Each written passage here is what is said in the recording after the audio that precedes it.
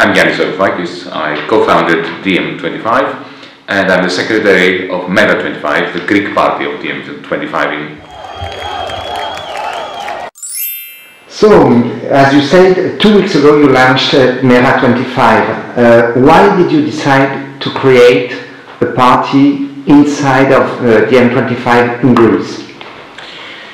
The problems we have in Greece, the problems you have in France, the problems everybody has around Europe, stem from the European crisis, the crisis of the European economic and monetary model. So we need European solutions. This is why we created first DiEM 25, a pan-European movement, and now DiEM 25, the movement, is creating electoral wings, political parties in different countries, to take our message, to take our policy, the great alternative to TINA, to the dogma that there is no alternative, to different electorates. You just mentioned TINA, so what are the main goals of Meta 25? The main goal of Meta Yes. 25 is the main goal of every progressive, to convince paralyzed, disheartened citizens out there that there is an alternative, and that this alternative can be, at the very same time, it can be consistently moderate, realistic and radical. So we have an agenda of what to do on Monday morning, next week, next month, things that can be done within the existing rules, treaties, constitutions and so on, but also our policies regarding the future, and very importantly, what happens if our policies are met with the unclad resistance of the troika, of the establishment. That's the disobedient part. So in 2 words, constructive disobedience. A plan A, full of constructive moderate proposals that will make a very big difference and can happen tomorrow morning. And secondly, a steely determination to disobey the establishment and its recalcitrance. You just talked about disobedience. In 2011 there were a lot of social movements in the square in Europe, like many in Greece, etc. How did they inspire you and DiEM 25, please? And do they feed today the reflection of your own movement?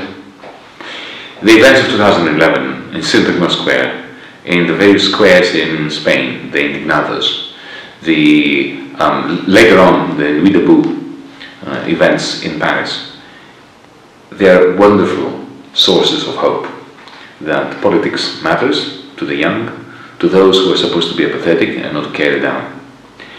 But at the very same time, they point to the failures and errors of those movements.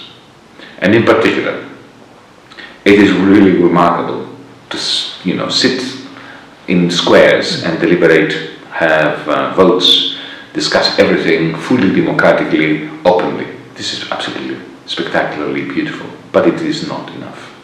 Because what happens is, at some point, people will go home. And then what is left? We need an organization, we need a structure that takes these discussions, hammers out of them policy proposals that can infect the imagination of people who are not in the squares, that there is an alternative. So this is what DiEM is trying to do, and Meta in Greece. We're taking the energy, the esprit of the squares, converting them into a coherent policy agenda and taking it across Europe to every living room, to everyone who doesn't join demonstrations on squares. And are you going to candidate in 2019? Are you going to be the candidate of Meta 25? And do you want to prove that this kind of disobedience can be represented inside of the European Parliament? Our agenda and strategy is based on constructive disobedience. The constructive part is absolutely essential, but means nothing without the disobedient part. And the disobedience is just an act of negation, of negativity, without a constructive part.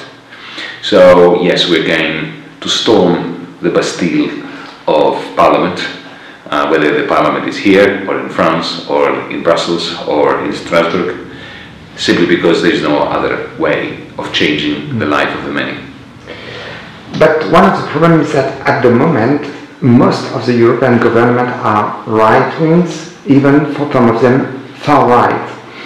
So how can you convince them to change their political, social and economical orientation? Is it even possible to convince them? It is absolutely impossible to convince these governments of anything. Indeed, it's impossible to convince the bureaucracies that they have to serve the people rather than having the people serve them. So what we need to do is overthrow them, and to do it democratically at the ballot box. Yes, but if the population is voting for them, how can you change? The population is not voting for them. The population is simply bereft, paralyzed. Many do not vote. In the last presidential election in France, 12 million didn't bother to vote. And here in Greece, if you compare the referendum vote in July 2015 with the parliamentary vote a few months later in September 2015, you see hundreds of thousands who did not vote. And those who do vote, they have no alternative but to vote for the lesser evil. None of these governments have been voted in by enthusiastic, convinced majorities. What we need to do is we need to provide them, and that's where the left has failed so spectacularly so far. We need to provide them with a credible, believable, moderate, but at the same time radical alternative to that which is now destroying Europe. Who are your allies in France, for example, Benoît Hamon? How can you work with the social democracy at the moment? Can you even work with the social democracy? Well, the way we've been going about as DiEM25 for a year now is we have been leading with the ideas, with the policies. We have never indulged in old-style politics of saying, this is somebody I want to work with, this is somebody I don't want to work with. No. This is old school politics, we're not interested in that. What we say is, okay, now what needs to be done in Europe? What needs to be done in France? So we need massive investment, and we need it tomorrow morning. We don't want to wait for treaty changes. Do we want to see the destruction of the European Union? We don't like this European Union, but the destruction of this European Union is only going to feed into the narrative of Le Pen, the alternative for Deutschland. So we have a policy we call the European Green New Deal of what needs to be done regarding investment, regarding public debt, private debt, poverty, and so on. Anybody who wants to talk to us about these policies, criticize us, tell us where we're wrong, but try to build a joint alternative together. We are open to, and we invited everyone.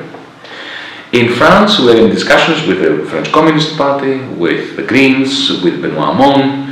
We have invited everyone to join us, and indeed the divisions in the left are a great source of pain and concern for us.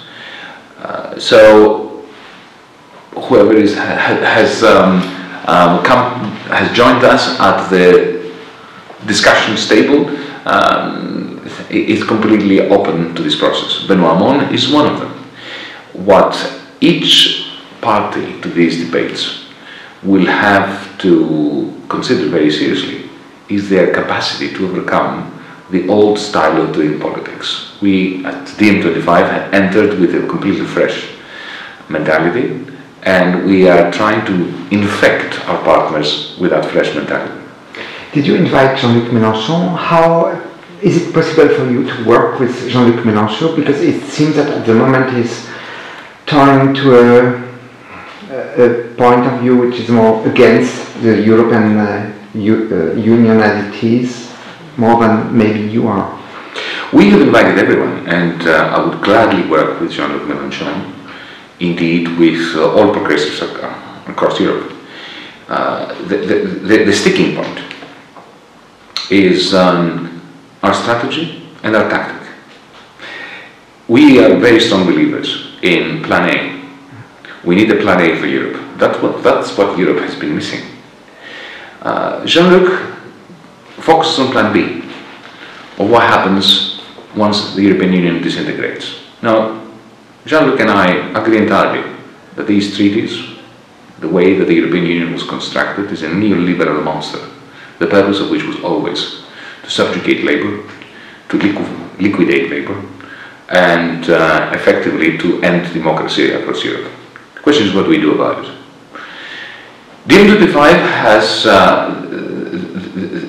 this conviction that what we need to do, We need to go to Europeans around Europe and say, we need to stick together. So this European Union is a terrible, terrible mess. But the idea of us being together is not a mess. It's not a problem. It is the solution. So let's stick together along the lines of left-wing internationalism. And let's convert the European Union through two steps. Firstly, within the treaties, what needs to be done today in order to turn this around. So for instance, we need a massive green transition investment plan of 500 billion euros every year for 5 years. And we can do this within the existing treaties, and we have explained how to do it. So this is our plan A, part of our plan B. We can take the profits of the European Central Bank. You know, the European Central Bank, as we speak, has billions and billions of profits from the bonds and debt that it purchases as part of quantitative easing. But take this money, and instead of giving it to the federal government in Germany and to the various governments, put it in a fund for fighting poverty. Nobody stops us. There's no treaty in Europe that stops us from doing it. So this is our plan A. And let's have a plan B in case Europe disintegrates, because they don't do this. As long as we can have this discussion on the basis of a plan A that is a real plan A, not a fake one that we put forward in order to go straight to plan B, we're completely open. And I do hope that Jean-Luc Mélenchon has this discussion with us. At the moment we have Emmanuel Macron as a president in France. Do you think it's possible for you to work with him? And how do you see his politics, the politics that he is implementing in France right now? I've known Emmanuel Macron personally, and I know that there is a lot we agree on. We agree on the diagnosis of what's destroying Europe, both at the level of the monetary design and at the level of the lack of democracy. We agree on that, more or less. Where we disagree on is what needs to be done. Ever since he became president, he has surrounded himself by establishment figures that, if I hadn't known him personally, I would never have believed he was capable of pursuing a progressive agenda. Because those establishment figures that he surrounded himself with are pushing him in a status quo kind of stasis, of paralysis. So it's up to him. Does he want to help change Europe? Or does he want to be a spent force? I very much fear he's already finished himself off by taking this neoliberal agenda and effectively begging Mrs. Merkel for tiny little gradual moves that will not be enough to affect any serious change in Europe. How do you see the situation in Greece right now at the social, economical and political level, please? Well, today is worse than yesterday. And yesterday was worse than the day before yesterday. We had the Great Depression, and the never-ending spiral of debt deflation austerity is continuing, and it could be no other way. This is the reason why I resigned in July 2015, because by signing on the dotted line of another extend and pretend loan under conditions of shrinking the social economy, Greece is being converted into a desert. We're losing our young people, and we're using our firms and companies. And what devastates me is this spectacular contrast between the reality, which is getting worse, and Europe's inane celebration of some fictitious recovery. So, can Alexis Tsipras and Syriza can be allies for Mera 25? I very much fear that Syriza doesn't exist anymore. The name exists and the logo exists, but the Syriza I joined and the Syriza that inspired Europe has become effectively a handmaiden of the Troika. When you have my friends and comrades proclaim that progress and recovery will come through austerity, you know that Tina has triumphed in their hearts and minds. They have rendered themselves obsolete as progressive forces.